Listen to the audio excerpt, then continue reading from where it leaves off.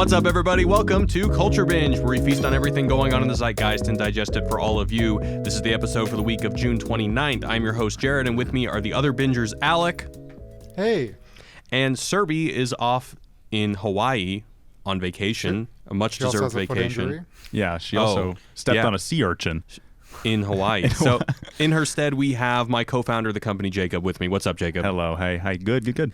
Glad to have you. Yes, send all of your concerns and prayers to Serby because you stepped on a sea urchin once, right? I was in Croatia in a little lake, and I was like dancing around on the rocks, and then I was like, ooh, that doesn't feel good, and then looked at my foot, and it was just like a whole bunch of black dots on the bottom, and then getting them out just took a lot of vodka and a lot of patience, just like pulling one out at a time. Rough. They're terrible. Anyway, I want to remind everybody that this podcast is now available on Stitcher, Google Podcasts, Apple Podcasts, all that jazz. So please subscribe. And if you're feeling kind, we'd very much appreciate it if you left us a review. Alec is going to shout out to some amazing people who left us reviews. What you got, Alec? Yeah, so we got a lot of reviews. Here's just a few of them. The first one is from Cupcake Charmer, 5 stars out of 5. That's what we're looking for, right, Jacob? Thank you, Mr. Cupcake. The Wisecrack crew brings their philosophical insights to politics and pop culture. I feel as they opened up my skull and started massaging my brain with 100 mini supersonic robot penis fingers. Ooh. All right, cool. I like that one. We don't talk about politics, but still. And we don't talk about penis fingers often enough on this show. Yeah, we need to bring that up more. More penis fingers, less politics. We also got one from, I'm not even going to try to pronounce it, but also 5 out of 5 stars. I love you guys. This is my favorite podcast. Please keep doing what you do. P.S. I'm so stoned. I'm sorry. What do I send this tweet? Good. I'm glad to hear that. Yeah, I think there was another comment on YouTube also when we announced the show, also like, I'm so high right now. And then the next comment was, I just ate a hamburger. Next comment was like, I think I'm getting hungry again. And I was like, these are our kind of fans. Thank you. There have been a handful of times where people have told me that their favorite thing to do is to get high and watch Wisecrack, and that's always been the greatest compliment, and I can't really say why. Yeah, that's just like, it's fulfilling. That was the purpose. That was to get always the world the purpose. high and happy. I don't know if I said this on Culture Binge, but there was a guy at VidCon. He was like making lattes at one of the Instagram lounges. He's like, "Oh, Wisecrack, I really like that channel." And I was like, "Cool, man, that's awesome." He's like, "Yeah, to be honest, I just watch it when I'm really stoned. Is that bad?" I was like, "No, that's great." that's what we live for. That is what we prefer. That was our charter. Any more, or should we move on? Yeah, a few more, sorry. Go for it. So, Candy Detective, whether it's an existential crisis, fearing our tech overlords, or hoping Serby does mukbang, you'll really be thinking. And finally, 1982. It's an amazing showing with great minds and friendly conversation about what's happening now. Definitely worth a listen. It slaps. What chaps? Serby hasn't done mukbang yet. In other words, Nike, just do it. It'll happen. I promise. All right, as always, we're going to start off saying what slaps and what chaps, what's been good this week, what's been bad this week. Let's start off with Alec, especially since I know what you're going to say slaps, and I love it, so go for it, buddy. Okay, sorry. So what slaps? This is actually 2 weeks old, but it's near and dear to my heart. It's just a clip. I won't even introduce it. Can we put that up, Tim? Mitch? Whoever's doing that? Yeah, it's Mitch here. It's more of a substance compared to a mass divided by air. It's kind of hard to understand. He explained it to me once. It went like this. See, your intake of food is different than your output.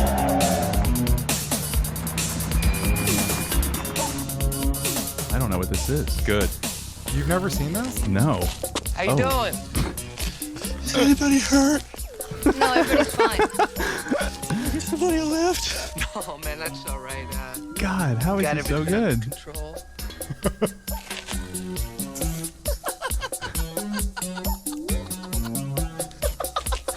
This feels like an Alamo Drafthouse pre-show. Yeah.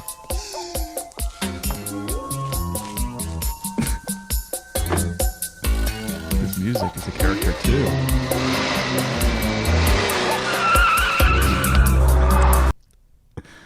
What? Yeah. That's all Jacob, he does you know in the nothing movie. about this. No, I know. I've never seen that in my life. Don't know what that is. So a few weeks ago, someone tweeted this and said essentially that they had watched a lot of straight to VHS home videos, and this Nicolas Cage cameo stuck in their mind. So it's a 1989 film called Never on Tuesday.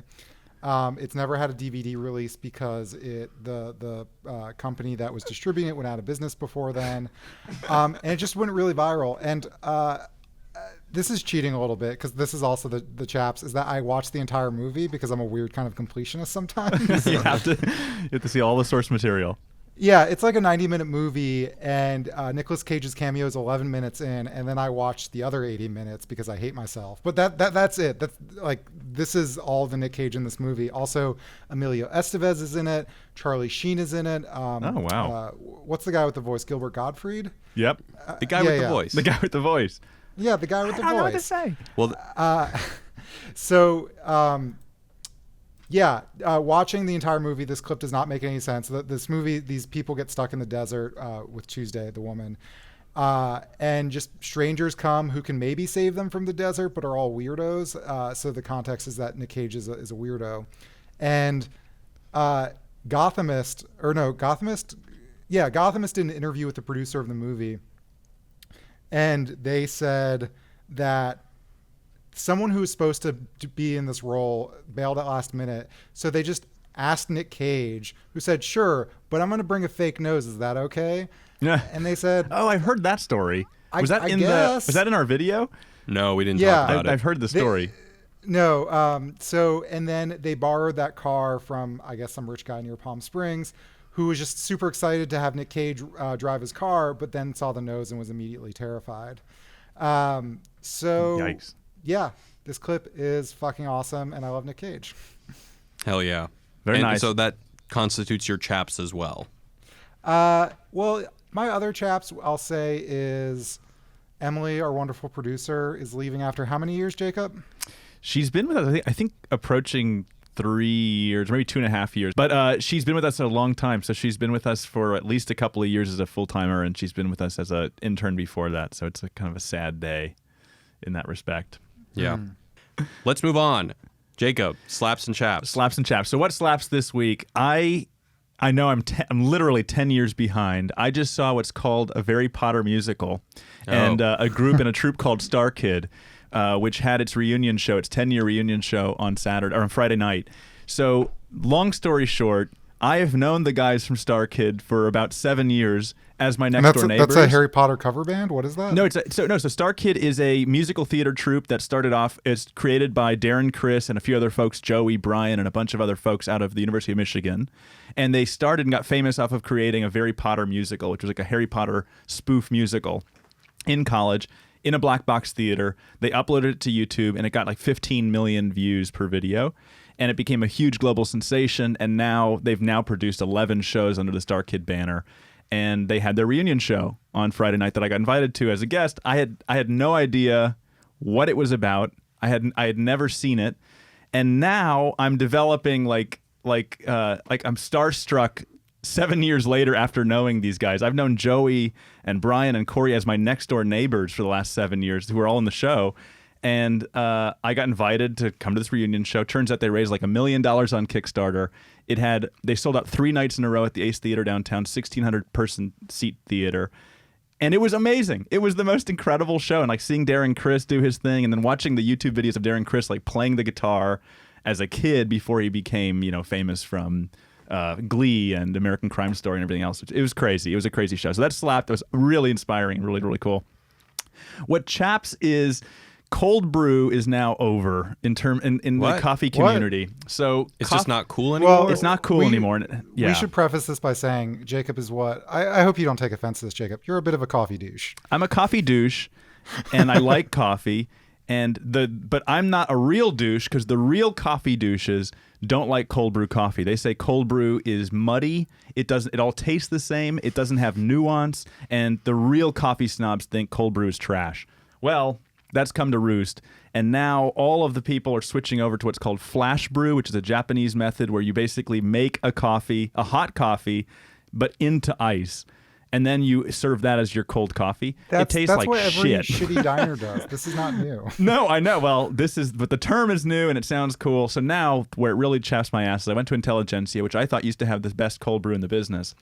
They've switched. Now, first of all, they're owned by JAB Holdings, the big German conglomerate that owns Krispy Kreme donuts and Keurig. But they've also switched over their cold brew to now flash brew. It's made in a concentrate, tastes like crap, tastes like it's pre-made, and that's what's available now. That's it. So no more cold brew at Intelligentsia Coffee. So the food douche who's not food douchey enough or coffee douchey enough has been chapped when they've removed my cold brew. And I'm worried that it's going to create a phenomenon of cold brew being over. I'm sorry for your loss, Jacob. I know Cold this brew is has been really hard for you. canceled. This is why I try to have just a low taste in everything. Yeah, Maxwell because- House is the way to Yeah, go. just stick it with Folgers. Yeah. All right, that's it. so what slaps for me, I went to this pie place over the weekend. Let's put that up. It's called No Reality Pies in Los Angeles, and this is cool for 2 reasons. One, we've talked about on the show a couple of times how we kind of mourn the development in society where everything has to be Instagrammable. And the whole concept of no reality pies is that they're just pies that look like a fucking pie. They aren't trying to be optimized for Instagram. They're not trying to be showy. They're not trying to make something, A statement or not trying to create a spectacle out of their pie so that people will share it and just come. They are deliberately subverting that, and they're just making a pie that's just a fucking cherry pie. And their cherry pie is dedicated to David Lynch Ooh. because, you He's know, the bomb, Twin Peaks, the whole cherry pie thing. So I went there, had a cherry pie, and it was very, very good. What chaps is the trailer for Jojo Rabbit, although by the new film by Taika Waititi. Now hold on a second. I'm looking forward to the film. I think the film looks good. I'm excited about the movie, but here's the part I don't like. Put up the image, Mitch. yeah. They have to say that it's a fucking satire. Here I'm looking at, it says in the text, from Taika Waititi comes a satire. Look, I saw the It's for trailer. those you have to YouTube call- algorithm. I was with Jared in the if you theater when call this came up. Yeah, if you have to call it out for being a satire, you're ruining part of the joke. Part of the joke of a satire is being initially offended. Like when in The Producers, when Springtime for Hitler comes Yeah. out, the reason why it's such a big hit is because Yeah. at first everybody thinks it's a straightforward celebration of Nazism, and then when the substitute guy comes in and it turns out to be a subversion of Hitler, it's funny. And I don't know. It's just like we live in a time where everyone is so sensitive that you have to straight up say it's a satire a couple seconds into the trailer or else people are going to get offended. And that just kind of sucks. We just can't tell. People can't tell anymore. People just can't tell. They have to be told it's a satire. Like if South Park were to be like, comes a satire. Comedy Central brings you a satire. Yeah, come on. One last thing I want to go into before we get into the topics is rest in peace, Rutger Hauer. Your legacy, sir, will not be lost like tears in rain. This is like Big Lebowski. Thank you, sir. Yeah. All right, we're going to go into the topics. Alec has got one for us up top about our boy Elon Musk. Alec, take it away.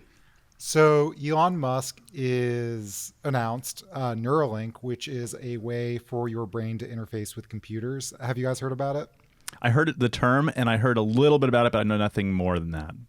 Yeah. Yes. So it's like a physical implant into your brain. And a lot of this stuff, it's not necessarily theoretical. I think a lot of the base technology is there, just going to get better and better. But it is putting implants in your brain to do a variety of things. So there is a useful article from Digital Trends. Let me just, if anyone wants to look that up. But Musk, this is a quote from there. Musk believes that brain-to-machine interfaces are an important part of humanity's future, preferably without the dystopian tagalongs. Neuralink wants to find the best possible ways to make that mind connection possible.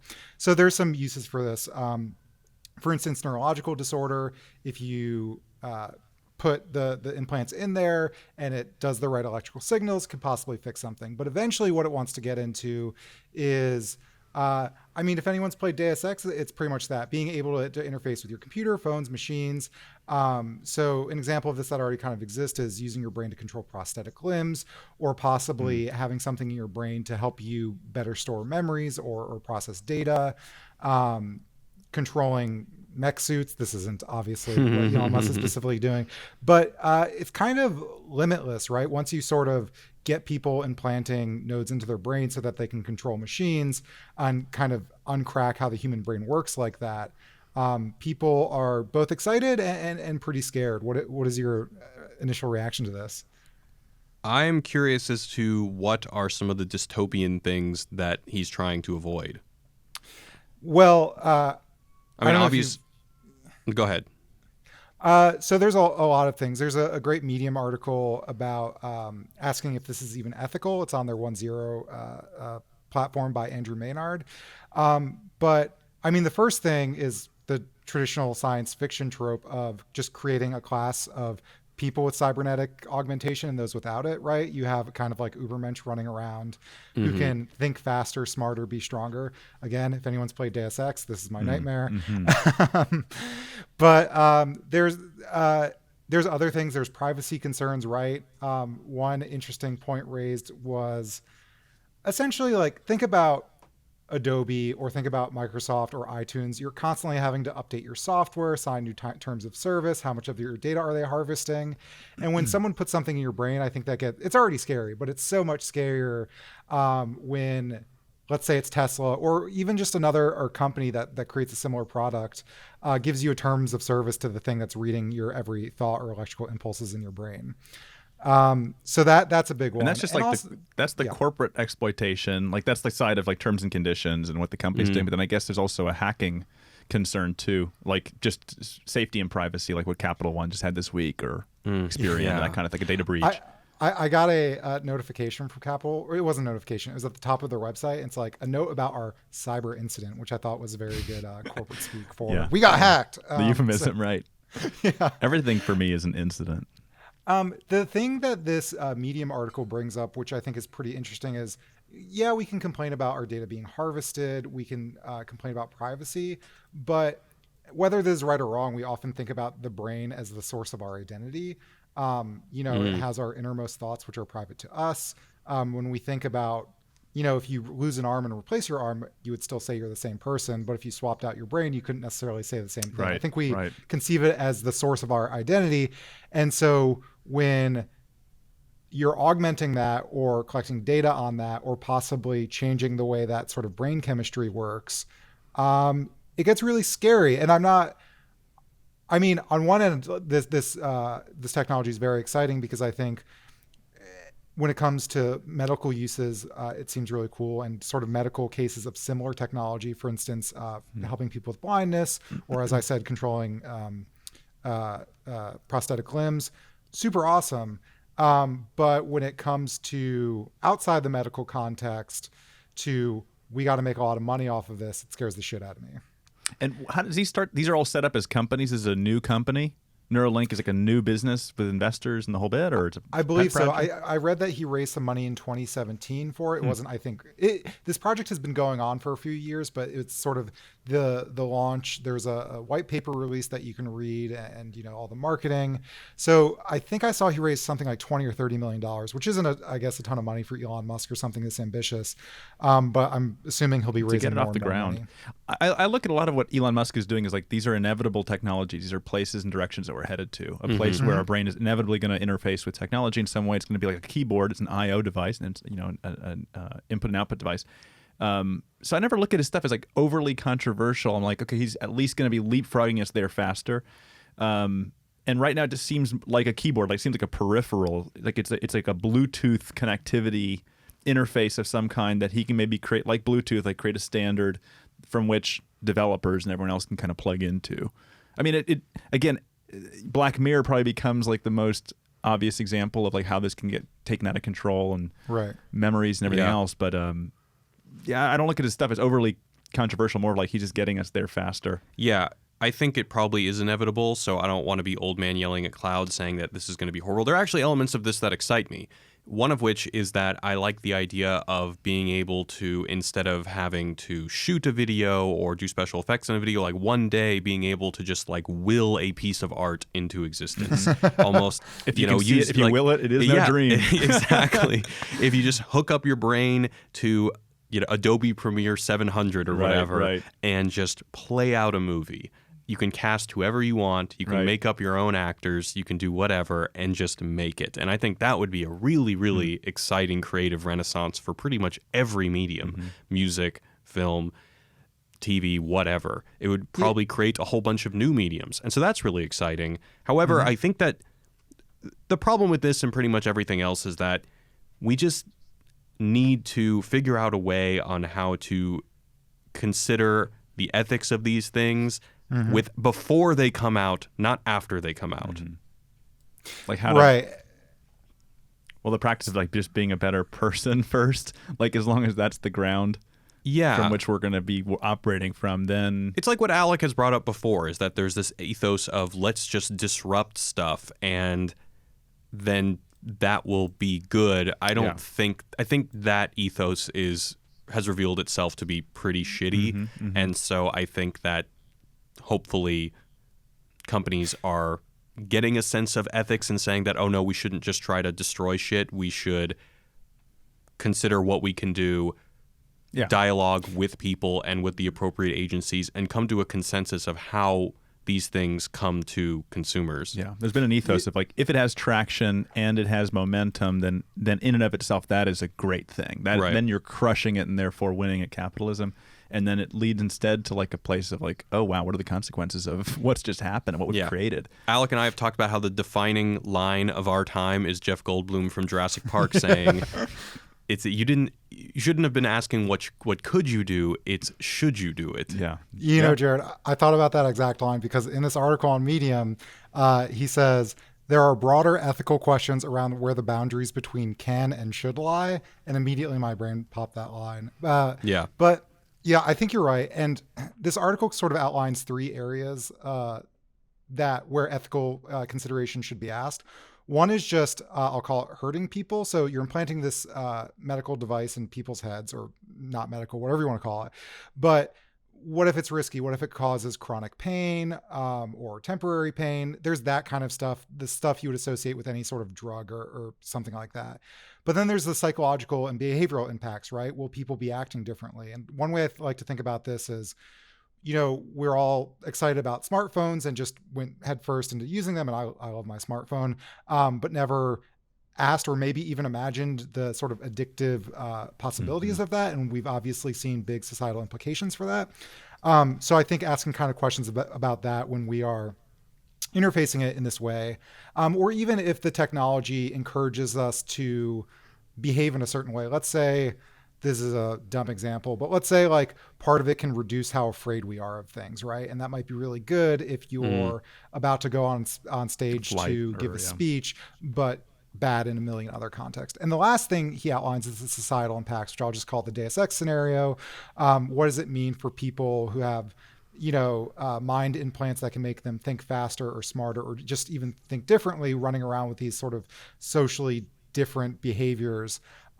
That's all interesting, and I'm excited, but I think as a virtue, we should be afraid of it, not to be old man yelling at the sky, but to ask these questions and sort of debate about them, and possibly stop harm before it's gone too far. The more you think about this, the more you realize that there are seemingly infinite amount of doors that open up, infinite amount of questions. So I was just thinking, what would this could revolutionize the world of drugs. I'm reminded of a episode of Batman Beyond that I watched when I was a kid. And there was a mad scientist or whatever who controlled this guy as a mercenary, because after he did his bidding, he would give the mercenary time with what he called the fork. And the fork was just this thing that he would hold, and it resonated at a frequency to keep his pleasure sensors in his brain stimulated indefinitely. Yeah. And I imagine with a Neuralink thing, you could probably do something like that. You could give somebody literally a 10-hour orgasm. You could I mean, maybe. Really? Yeah. Yeah. No, I mean, it depends if it's like only a reading device or if it's also like acting on the brain. Yeah, you could make heroin obsolete. You could make that like soft shit. Well, think about it for like antidepressants. It could like detect the moment when your brainwave or frequency has shifted and then make an adjustment live. The way they have blood sugar monitors that do that. Shit, yeah. That can inject and automatically kind of dose out insulin based on your blood sugar level. So you could have these sorts of instant adjustments, or in the world of mindfulness, like, oh, you're no longer present. Now snap back into presence. So it can be used for you're more present, or in the sense of like in the case of like cell phones, like you were saying, smartphones. The Atlantic had an article that said the most dangerous like new introduction for parents is in the smartphone. The distraction from smartphones is actually harming more children, and like things like that. The consequences of these technologies, they can be used for good or bad, but it opens so many doors, which is fascinating. Can you imagine if your ability to stay awake or stay asleep was literally a switch that you could turn on and off, and if you're a workaholic, you might just keep it on for way too long and you won't even be aware that your body is suffering because you haven't gotten any sleep, because you've turned off the ability to feel the negative impact of that? Yeah. That's freaky. That's a whole different kind of meth binge. I want to take Jacob's example and turn it around, because that, yeah, exciting. You're about to get depressed and it turns on and, does the proper adjustments. But now imagine something that could do that with anger. And imagine, let's say there's anger and stress leads to all these bad health effects. So your company says, hey, if you install this software that will stop you from getting angry at work, which we know leads to all these things, you'll save on your health insurance. And then at that point, the company's using it as a tool to make you not angry at things you should probably be angry about if they're We should write this overworking you, episode. Or your boss sucks or whatever. We should write this episode of Black Mirror. Hit us up. Yeah, this is Black Mirror. We could write the episode on anger management in the workforce using the Neuralink. Yeah. Yeah, Elon Musk, before you raise another round, give us a call. We got the answers. No, I think my point about the health monitoring is actually a double-edged sword. I mean, I don't think of it as like, oh, that's great. I think of it as like, that's a little worrisome. It could be a lot. It could be much. Yeah. I think it's good to see if we can treat these things on our own. But I just mean in terms of like being able to be aware of our own emotions and controlling it that way as much as possible. But to your point about like the class system too, the class division, I think that's also interesting. Like those who have and those who don't, in terms of a technology like this, could probably create pretty big rifts. So anyway, very cool. Should we move on? Yeah. All right, cool. So now I'm going to be talking about how live streaming funerals are a thing. So an article in Wired yesterday said that a growing number of funeral homes are offering streaming services and the demand is increasing. So the article details a group of siblings who were devastated to discover that their mother had killed herself in a park, but because Jewish tradition requires the body be buried in 2 days, which is things that I've dealt with, I'm sure Jacob has as well, maybe Alec. A lot of Jews on this podcast. Think about it. So they had difficulty tracking down the people that mattered in their mother's life to attend the funeral. Other people were too sick to attend or they couldn't travel for various reasons, so they live streamed it and put a permanent recording of it hyperlinked into the obituary. So right off the bat, how do you guys respond to the idea? I hear some people laughing out there, by the way, in the engineering booth. So yeah. How do you guys respond to this idea of live streaming funerals? I don't have a problem with it. Yeah, I think it's weirdly wholesome. There's a part of me that wonders if I should be more critical of it, but I mean, there's so many reasons, like, people can't afford to buy a flight to go to a funeral, or people are too sick to travel. And I think it's nice and sweet and probably a good thing that they're able to partake in it. But then I just imagine the other end of this. In my head, there's a funeral scene where it's just like surrounded by iPads, but no one's actually there. And that seems a little dystopian. How about like mid-rolls and pre-rolls? Or if you're just in your pajamas, like, oh shit, man, I got to wake up 5 minutes before Dad's funeral. I got to roll out of bed and, tune in. I get it. I think, and the article is actually only positive, and it mostly covers this one company called, is it One Door? Can you put up that image, Mitch? It's One Room, excuse me. It said being included means everything. Is this Alex's is a flyer. company? It's not. It says funerals give family and friends the opportunity to connect with one another and celebrate the special people in their lives who have passed. One Room streaming enables people to view a funeral service using the internet, either live or later, at convenient times across different time zones. So the article is only positive, which I think there are a lot of positives to it. I think that one of the things is that if you have family that is out of the country, or if you come, let's say you're an immigrant from Haiti or something like that, and you've got a huge community back at home, chances are, if it's a developing country, they're not going to be able to fly out for your funeral, so it gives them opportunities. On the other hand, sometimes I think the effort of getting to the funeral matters more than the actual ceremony itself. That's true. A funeral, yeah. So going out of your way to inconvenience your life is part of the ritual of signifying how much respect you have for the memory of this person, how much they meant to you. And in a sense, when you add convenience to something like a funeral, it does kind of dilute the sanctity of the gesture of remembering somebody. In a sense, it means more to me if I had a family member that died and I wanted somebody to join me in the funeral. It would mean more to me if they had to cancel some really important stuff to be there, because that is a gesture of saying that this person was important. And when you kind of take that away, it cheapens it a little bit. No, that's a great point. Ultimately, there's a bit of a sacrifice in being there. You're there for the family. I can tell you, having lost some people recently, like those people being there at the funeral with you is the most important part. Like their presence is hugely important. Yeah. So like seeing that as yet another number, like, oh, there's 9 people watching live right now, means nothing. Also, a camera crew is, I don't know what they do. It's probably the equivalent of like I think they actually install video, or I think they install what essentially look like security cameras. So there isn't a camera crew. Okay, that's respect. That's nice. Yeah. But like phoning it in or like Uber Eatsing it, like making it really a convenience event is, it cheapens the sort of ritual of doing that, of making that sacrifice. Especially in Judaism, there's like the huge moment of Shiva, which really is a moment to like come together and remember this person and share those stories. A lot of that's hard to do in a digital context, for sure. Yeah, it sounds like a punchline too. I mean, that's of course, live streaming funerals sounds very, very funny, but it's sounds like a Black Mirror episode. My other thing is that I don't know if internet culture is ready for this, because online video culture is in general pretty disrespectful. I mean, who's going to stop some troll on 4chan from getting a link to your grandma's funeral and shitposting on there? God.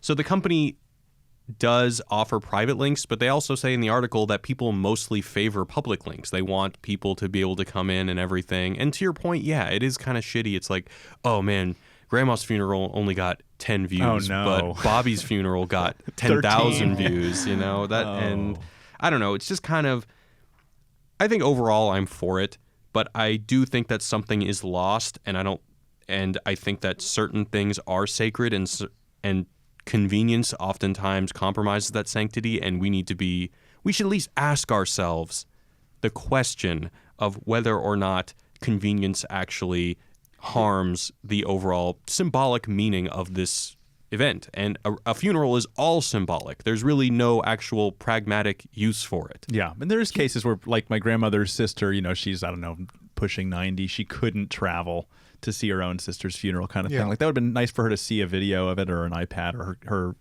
children could bring it over to her, that kind of thing. Totally.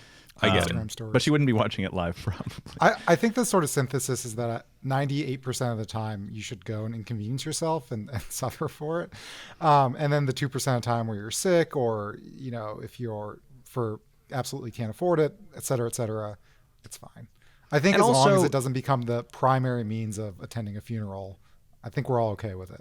Yeah, well, I don't really know why that wouldn't become the case. The way that culture accelerates these days, I think that this will just ultimately end up being a symbol for our more atomized social condition, that people are not as close with communities, that people are generally unwilling to interrupt their life or their livelihood to attend a funeral. And that's not a direction that I hope this goes in, but I'm very cynical.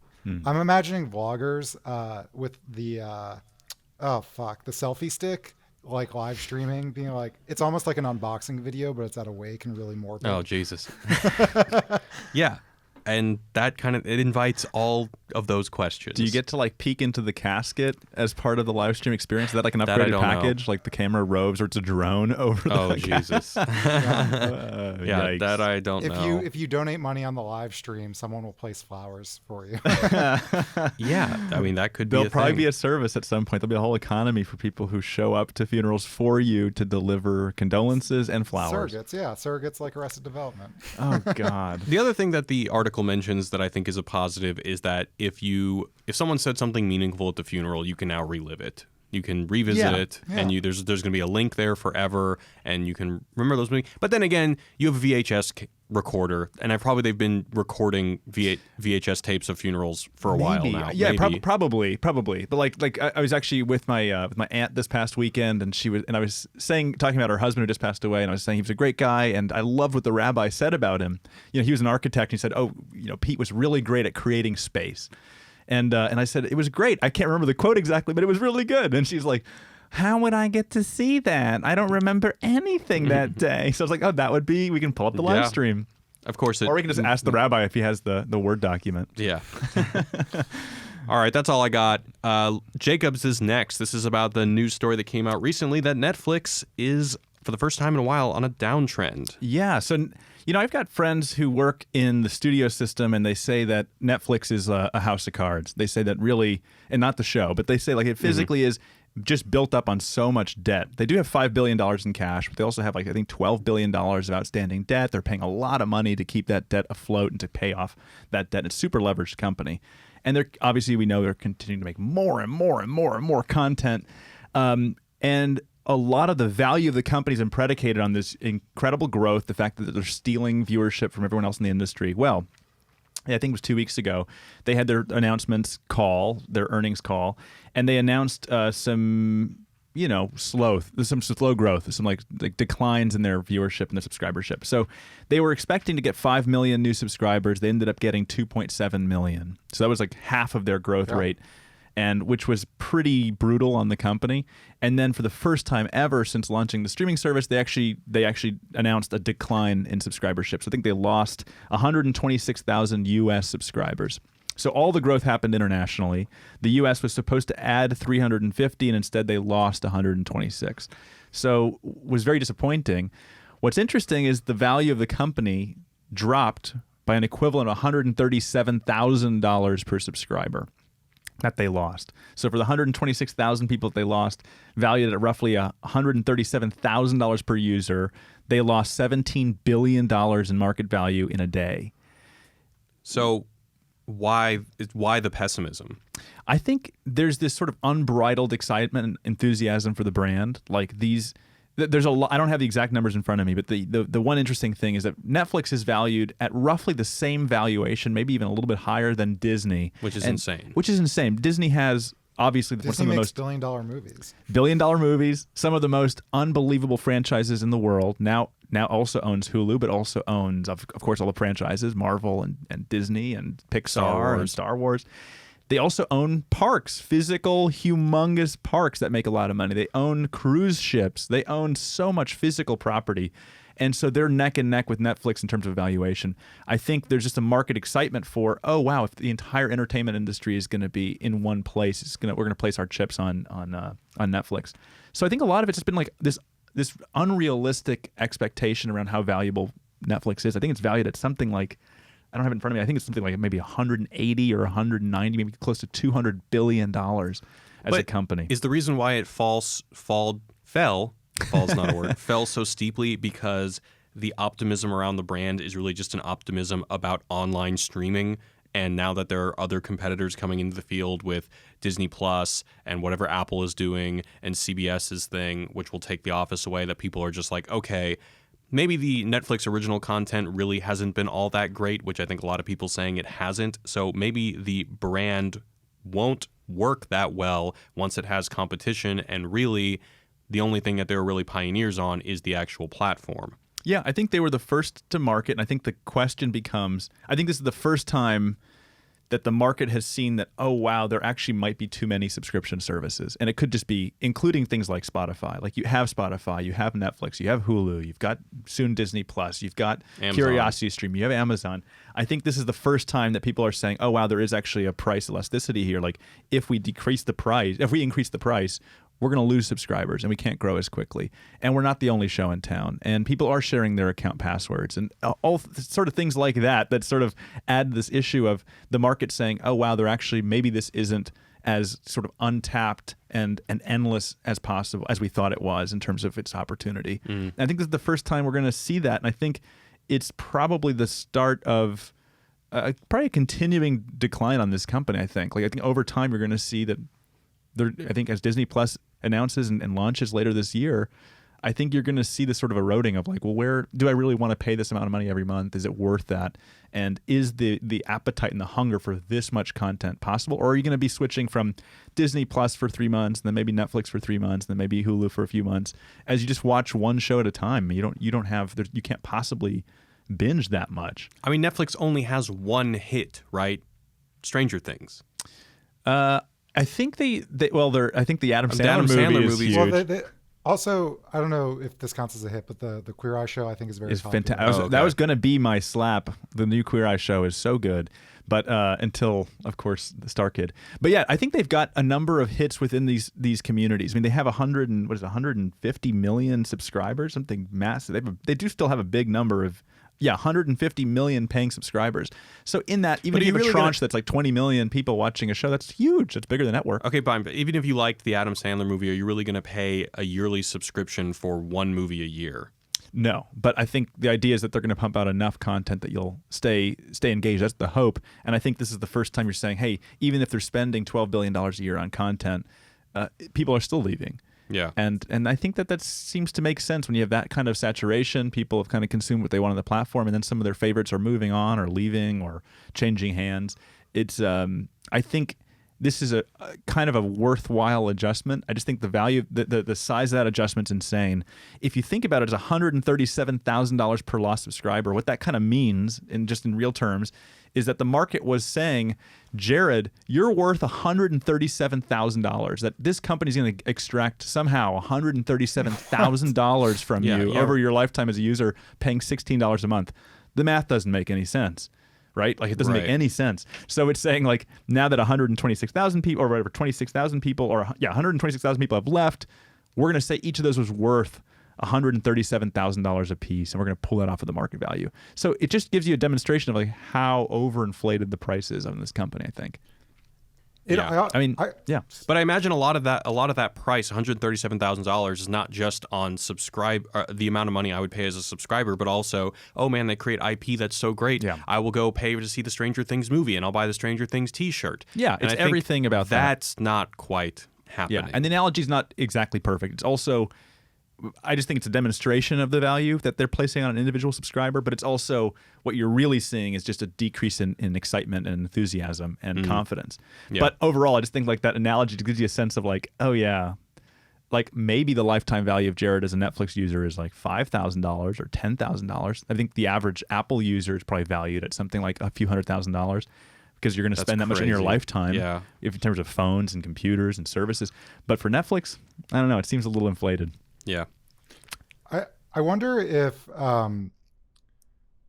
I think this sort of platform war will create another increase in piracy. So previously with Napster and Kazaa and all that stuff, and especially in the music industry, you had a ton of privacy. It was a huge issue. And for a while, the industry was not adapting. And then things like Spotify came out or Netflix, where I don't need to steal The Office because I can just watch it on Netflix, or I don't need to steal this album because I can find it on Spotify. And I know more about the music industry specifically, but it really kind of, I mean, it shrank a lot, but it definitely adapted, and there are people who are doing well in this space now. And it's growing for the first time in years. It's actually doing very well in the music industry now because the convenience of having an Apple Music subscription or Spotify subscription is actually more convenient than pirating. Right, because then you don't have to worry about viruses or finding it or setting up a VPN. I heard this all from a friend. But I think when stuff is on CBS All Access or Hulu or NBC, and most people can't plausibly pay for it all or just don't want to pay, it'll be like your cable bill, $100 a month or $120 a month. They're just going to start stealing it again. And then there's going to be another shit show. And then we're all going to just wish there was one monopoly of a platform. And I think everyone's betting that Netflix will be that monopoly that comes back around and says, you know what, we'll throw it all together for $4 a month. Yeah. But to your point, it baffles me how they make money, because Jared, you were mentioning, you asked me, do you know how many people watched, it was either a movie or TV show? And it was some number like 2 or 3. Do you remember what it was? I think it was Girls. I think HBO's Girls used to get like on a great episode, I believe it was something in the realm of like 300,000 viewers. Right. I know what I wasn't talking about that, but it was some similar thing. Right. So another thing is Nathan For You, which is a great show. I think 500,000 views. Those are what our YouTube videos get. And we have a hard enough time doing our very small operation. I don't understand how this works on a large, except that TV pays a lot more. But Netflix, which doesn't have advertisers that are paying TV dollars, I just don't understand. Like they're paying for a piece of content that, I don't know if it does well, is it getting 500,000 views an episode, 600,000, 800,000? The reckless spending is also a big piece. Adding to that is that I just spoke to somebody this week who used to work at Warner Brothers, and he said that a show that they produce now for Netflix used to cost $1 million an episode to make. Netflix budgeted and paid $3 million per episode. And so, like, I think the production company's like, it's going to cost $3 million. They're like, okay, here's a check. You know, Wow. like that adds up. I mean, they've gotten to market very quickly. Maybe they'll be more. They'll scrutinize their costs a little bit more, et cetera. But overall, I think this is just an indication of the platform wars that we're about to have. Yay, fun. Yay. All right. Do we want to do that last point, Alec, or do you want to go into maybe save it for next week? All right, we'll save that for next week. It. Next week, we'll talk about the talk of a YouTube union. Ooh. Can I join? I'm going to be a Teamster. I want to join. Yeah, you have to move to Germany. But we're going to go into the mailbags. You can hit us up with, if you want to leave us a voicemail, 213-534-8807, or you can send us an email at culturebinge@wisecrack.co. We got a voicemail from Jack. Let's start with that, and then we'll go into the mailbag. Hey, Wisecrack. Jack here. I'm calling in to respond to the episode of Culture Binge where y'all discussed the CEO of Juul's apology for getting children and teens hooked on nicotine. And I wanted to ask, do you think in our current society, is there any way for individuals or corporations to issue any sort of apology that will be read as genuine by the general public? Because it seems like every time someone has been canceled, as people like to say, there is no response they can issue which will bring them back into the public's good graces. Yeah, I'm going to cut him off there, but this is a great question. Go ahead. I think if the Juul CEO said, we're really sorry for selling to kids, we approximate we made $2 billion, $500 million from selling to kids, we're giving it back. That's an apology. Giving back to who? Instead, it's like, we've pocketed your money and now I'm sorry. Yeah. But who would you give it to? Like, do you give people who bought it? You just get like the people, like a dividend back to all like buyers. lung cancer charity. Right. I don't give a shit what it is. Like, we can So debate money about talks. that. But Money does talk. If BP was like, we're sorry for the oil spill and immediately paid billions of dollars to take care of it all, instead of being forced to do it. Yeah. All right. Remember the Volkswagen incident too? Talk is cheap, money talks. I think that's probably the best way to address this question. But it's a great idea. It's a really great great question. There's a number of companies, another big company that had like a big kind of Nazi scare. It was like one of the old owners of this business actually happened to be has like Nazi roots, and they were like, we're sorry. Kreme? It was JAB Holdings, the company that owns Krispy Kreme, and they own Intelligentsia Coffee and Stumptown Coffee and Didn't Keurig. they take their business though from a Jewish family? They were Nazis who stole the business from a Jewish family. No, the mother anyway, the mother of the matriarch of the family, her father was Jewish and was killed by the Nazis, and yet she married a Nazi herself, and it's got this very very problematic kind of background and history, and the kids who have inherited this fortune are like, well, we'll create a museum, a Holocaust museum. And again, they're putting their money where their mouth is. They are putting, I think, $100 million or $200 million toward it. Like a but they're portion of worth, tons A lot more than that. tens or 20s or 30s of billions of dollars. But anyway, it is the money talks. But that is a great question because it's hard to be taken seriously. I mean, an apology in this day and age, it's hard to not be cynical and to be like subjected to a podcast like this. We're like, fuck your apology. Especially when it's through the mouth of a PR firm. Yeah. Yeah. Well, the Juul one is particularly like insulting. Yeah. The whole industry of PR it just seems like crafted lies, the business. By the way, a couple of more donations. David Klein, Alec was replaced by a clone AI. I have proof. And then we do have, I believe, Mother of Caruso donating $1.99. Thank you very much. Thank you. Yeah, thank you. All right, so let's go into the mailbag. So again, if you want to send us a voicemail, 213-534-8807 or 21-ELF-HUT-07 or ELF-GUT-07. And if you want to send us an email, culturebinge@wisecrack.co. What do we got, Alec? All right. The first one is from Hunter, who says, "Hey guys and gals." Serby's not here. Sorry, Hunter. But Hunter from Houston, Texas here. Longtime Wisecrack fan. First time Houston. writer, yada, yada, yada.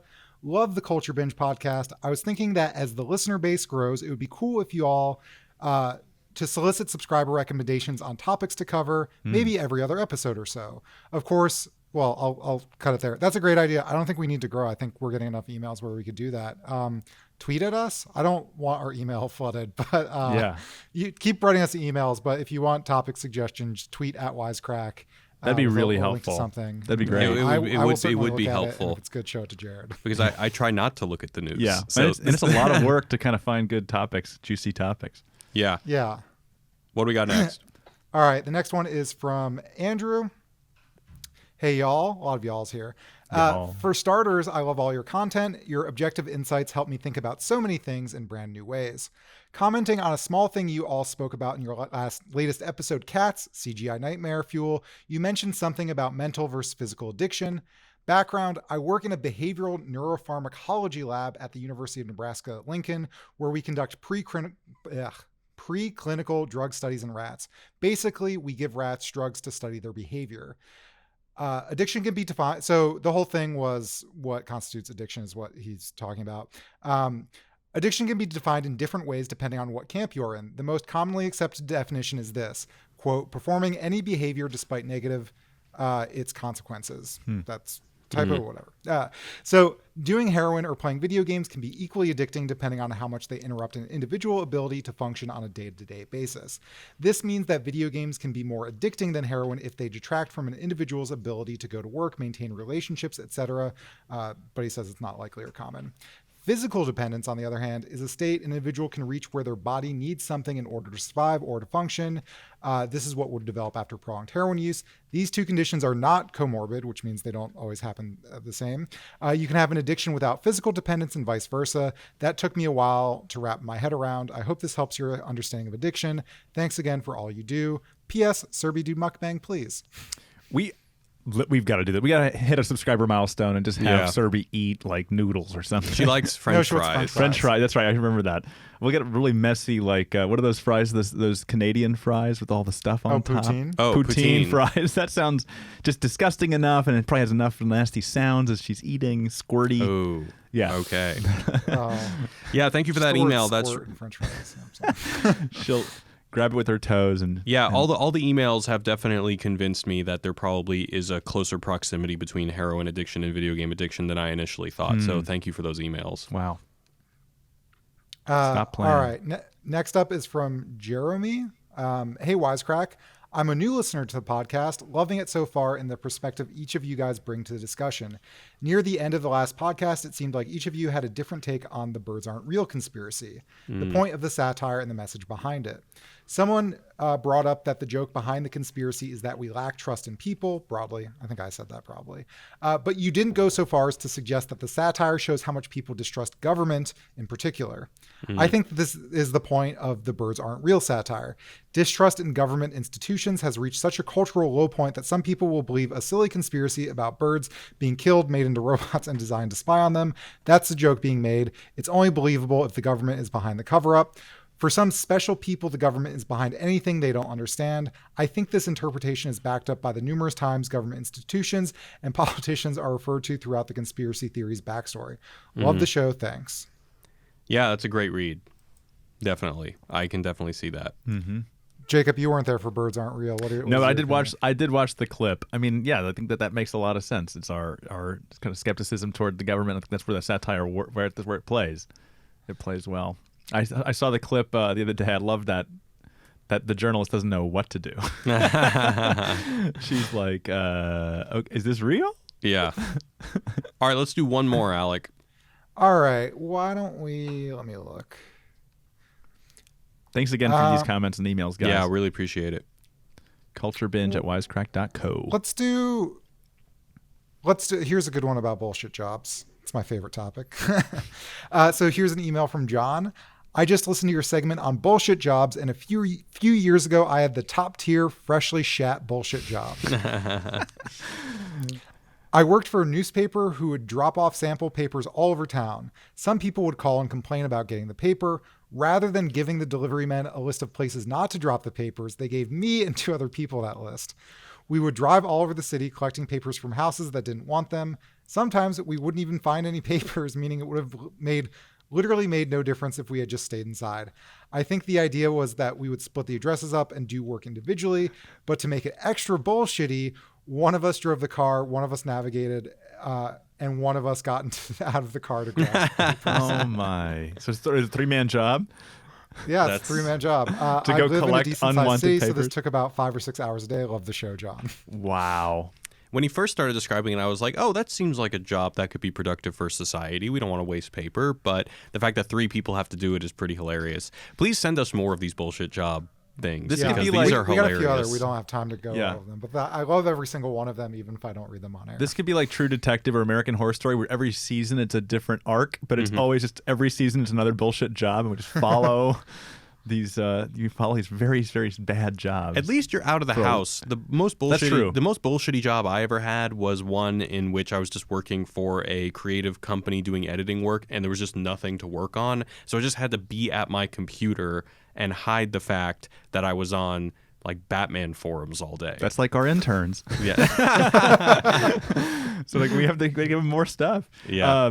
That was worse than squeezing the tuna, I take it. Yeah, that was when I worked at Jimmy John's. But at least that was something to do. Somebody had to squeeze the tuna. Yeah, and someone was going to eat it later. Somebody had to So do it was it. like you were Yeah, making them ex- happy and fulfilled and satisfied. But when there was no work to do, it was, I mean, that was the most miserable I've Yeah. been because you got to have something to do. Yes. All right, we're going to wrap it up. Thanks, everybody, for listening. We'll be back next week. Serby will be back next week. I want to thank Jacob for joining us last Sure. minute. Thank you for Really having me. appreciate it. And again, if you want to send us a voicemail, 213-534-8807 or culturebinge@wisecrack.co.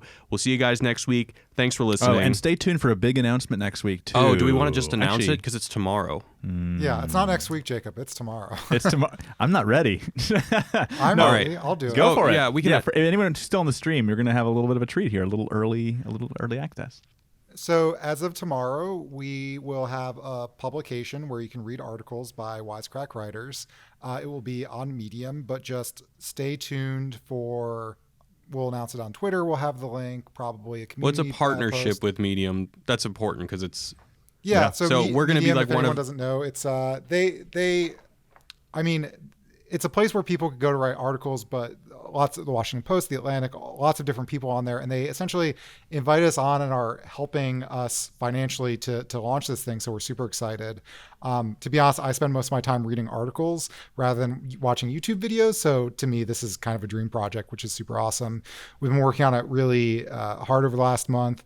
We've got 3 articles coming out tomorrow, and we'll be doing about 3 articles a week after that. Yeah, it's going to be really great. It's medium.com/wisecrack, so you can already follow it. Even though there's nothing there yet, follow it, and we'll be publishing starting tomorrow. But it's a really very, very exciting new frontier for us to go do written articles and to get really good stories that don't have kind of the algorithmic woes of YouTube. Yeah. I'm sure there will be new woes. We just have to figure them out. Yeah, get ready. That's Yeah. the spirit. Yeah. All right, everybody. All right. Thanks so much. Thanks, guys. Peace.